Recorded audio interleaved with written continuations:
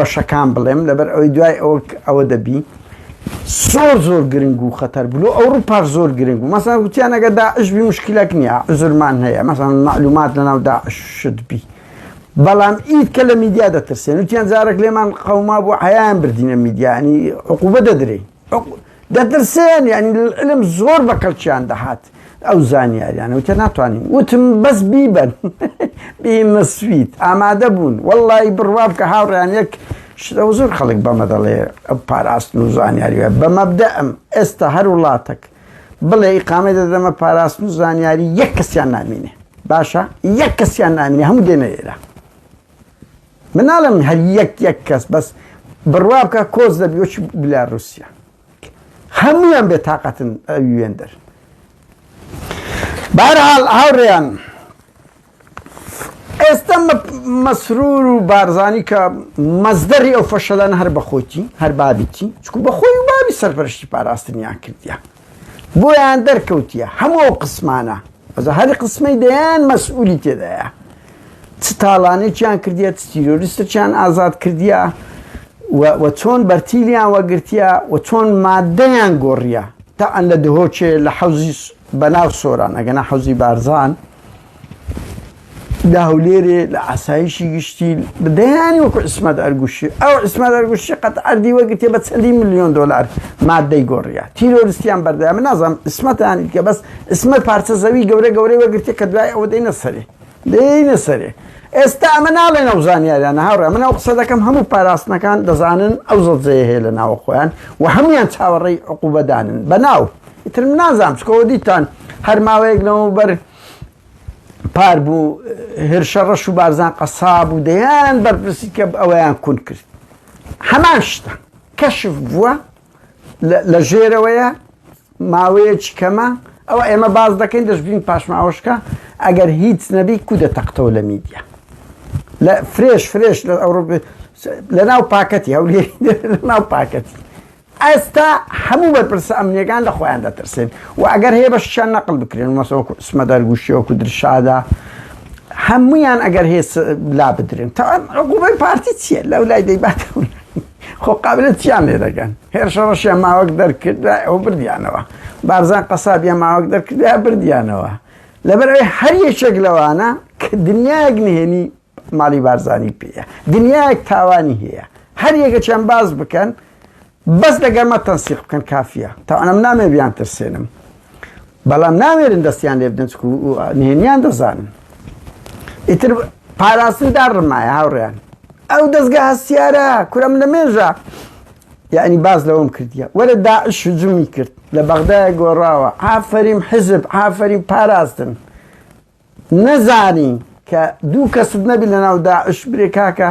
چۆن دەگەڕێتەوە بە احتیاج خۆم وەربگرم هەر ئەوە گەورەترین شکستی پاراستن بوو بەڕاستی کە تو داعش هجومی سەر دەکە نەزانی خەتە پاراستنەوە چییە لۆ لای کۆمنتی ئەو خەڵکە نکبەتەیە کە لە بۆ ئێمەمانان دەنووسیتن یان دەبی ئاسایش و پاراستنەوە بی داعش هجوم دەکا تورکیا چ دەکا ئێران چ دەکا یعنی ئەوەی ئیشی زانیاری و پاراستن نەوەک لایک و کۆمنتی کوڕی هەژار و نکبەت کورەوانەوە بەس دەزان شێروانی و ئەیاز و مەلاشڤان و گۆهدار و ئەوانە بگرن ئەو دەیان نکبەتە بگرن ئەو زیندانیانەی بادینان بگرن ئەوانە دەزانن هیچ کە نازانن هیچ کە نازانن داعش هجوم دەکا ئێران چ دەکا عەشت چ دەکا ینی بەجددی خۆ دەرکەوت لە ڕیفراندۆم تەقیمیان چەند سەقەت بوو باشە ئەتو لە هەموو شوێنێک دەستگای پاراستن ئیشیتی لە هەرزم و جۆڵک خەبەری دژەکەت پێ دەڵێ مەسعود گرت دەکوت ئەگەر ئەمن دقیق نەبم لەوەی کە هیچ ڕوونادە کو ریسک بە حەیاتی ئەو خەڵکە دەکەم وەڵڵاهی ڕاست کرد نەقشتی نەکا کە مەسعود ئەی ئەو سەرۆکەی کە لە میدیای پارتی نازانین مەجهولە سەرۆکی چیار دەنووسی سەرۆک بارزانم هاوڕێیان تەعەن ئەمە لە بەوەم نییە نێچیر خودای ینی سیمبولی فەسادە هەرچی بڵێ لەسەر نێچیر فەسادی ئەو کۆمەلگای کوردیە نێچیر بەرپرسە منتەهین لەسەر ئەوەی بەڵام نێچیر لە 2003ەوە لە بۆی نەبووە تەدەخل لە هیچ هەر لە بدایەتەوە 96ەوە بتایبەتی لەگەڵ هاتنی مەسرور بارزانی دەبووینەوە بە تەدەخل لە هیچ بکە و لە 2003وە تەوزیع کرا ئاسایش لۆ مەسروری حکومەت لۆ نێچیری ئەو کاتی ئێستا ئەوی کەش لۆ مەسعود بارزانی بارەگای ئەوە سەرۆک شێرێ دوای ئەوە لە 2012 هەر بە قانون لە پەرلەمان لەگەڵ ئەوەی بێتەوە بیرەچێتیە ملپانەکانش دەنجاندا کە دەستگای ئاسایشی گشتی هیچ لێپێچینەوەی لەگە ناکرێ لە حکوومەت و پەرلەمان تەنیا مەسعود بارزانی بۆیە هەموو شتانە ڕوودا ئەلەو خاڵە هیچ نێتی دەستی تێدا نییە و هیچ ئەوە نییە بەڵام ئەوان بۆوە دەکا مەسرور لەو خاڵەشدا بەشی سەرچ خو دەزانێ ینی قاوەکو گوتم ئێمە بزانین ساڵێک لەمەوبەر باسمان کرد بێت باز لەوەمان کرد باز لە بروس قەسابمان کردی کە دەگیرایە و تحقیقی لەگە دەکرێت ینی ئەو دەکاریە ئەمە بزانین دزی کردی و لەسەر بەرتی لوشتیوالەیە تاقانەوە بەرتی لە کەسیان نێوەرنەگری بە خودی مەسعود و ئەوانە هەریەکەن ئەوانە شەریکاتی نەفت شیرەمەنی بیرتانە 5 ملیۆن دلار کە بۆ هەراهۆریە هەر بردیە یان ماڵی ئەوەی ڕووسەکان دیسان نێچیر و قوبات هەر بردیان ینی ئەوە لە هەمووە مەسرور دەی باد ینی داشتەیە دەبتە هەڵڵای میدیای گەورەیەکەوە 18 ملیۆنە کاک مەسرور دەسبەیاتەوە وەڵاگۆی چاکسازی بەردەوامە بۆیە یعنی ئەوە فەشەلی گەورەی مەسعود و مەسرورە و هەموو ئەو نێچیروان هیچ بەشدار نین لەو خاڵەدا بەڵام لەوە دەکەن لەبەر وێنەی پاراستن و ئاسایش ئەوەندە قەبیح بووە ئەوان دانەوێت بە وێنەیەکی جوان لە چەند ماوەی داهاتوو ئەوەندە گۆڕانکاری دەکەن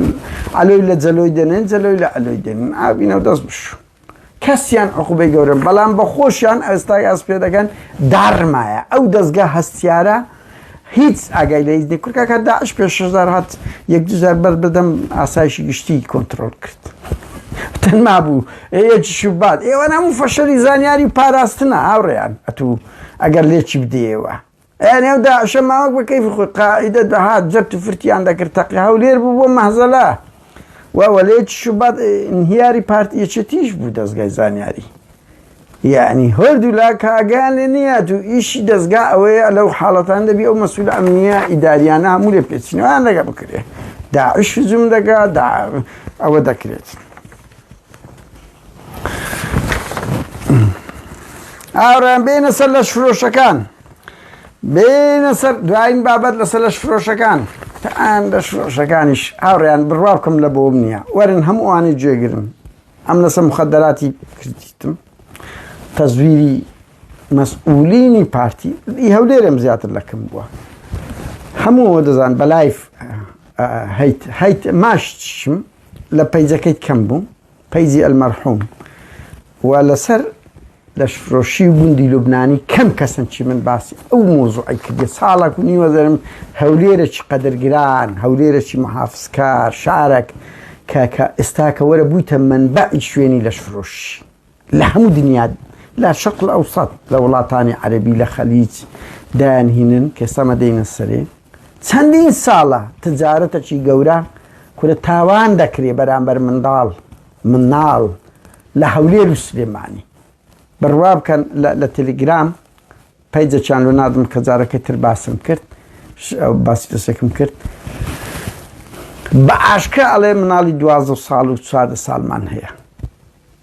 یعنی بەر لەوەی پەردەی کچێنی ئەوە بی ڕکلام دەکەن بە ئاشکرا ڕقەمی کوردستانیان لەسەرە ئاسایشی سلێمانی لە چێی ئاسیا و کۆڕەچیشی لەسەرە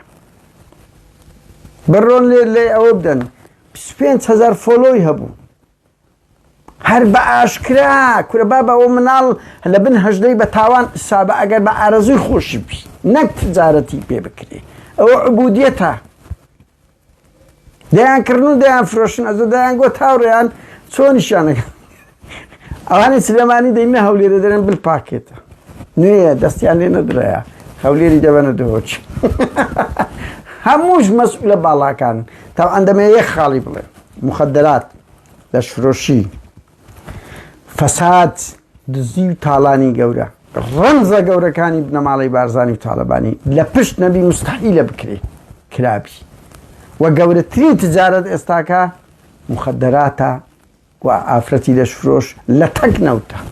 ئەو داهاتەی ئەلەوە هەیە شەوانە و ئەوانە لە مخەدەرات کڕین و فرۆشتن و لەشفرۆشی كومباني أو هم كومبانيا بالرواب كان بقت نفطة كدي دزن كبوري كان كندك زيادة ريشة خاصة مخدرات قتكية ودي بنو دي همو سر سنورانا بلام رقم يك مالي بارزاني وتعرباني دستيان لمخدرات للشفروشي وهيك بخو من إصدين السري كشف هاوريان لو رجعنا ديتان بو هالله شي قورا بخوي مسرور دا ميديا تقاند يعني او نبوه خبرك اما بزانين اوان شارد بيانا برلا اما بخوان دان اما بيشتر من بخوم لايف ميلا سر اوي كتون لو هوليري دواي دوازة شوي سقوطي كرديا باسم كتون اگر اوي بيتو بيلي باربون يعني هاوري عمل بومنية بس لبر او نمونة ما لبر يك نمونة ما اما بزاني چون مسرور نازاني يعني پاراستن و مسرور بارزاني و حكومت هرم و مالي بارزاني يعني هيت نازانن اما بزانين للسويدة وخلق خبر بداتا من او لدو بست لناو بارقا كي نزاني او فزاعة لصدمة الاولاد النيزاني يعني با اوكي وان كرا لدواي نوت الششوا تايستا تتصورك ولا يتشتيش صور فزاعة ترى هاوريان بروان بيبكا دفري سليماني بديان كتي نقبت هجار يعني تيوى قلايا يكري مسؤول زيادة اللي هشتاكتي پردێکچێنی تەقاندیە یەک کوڕە مەسئول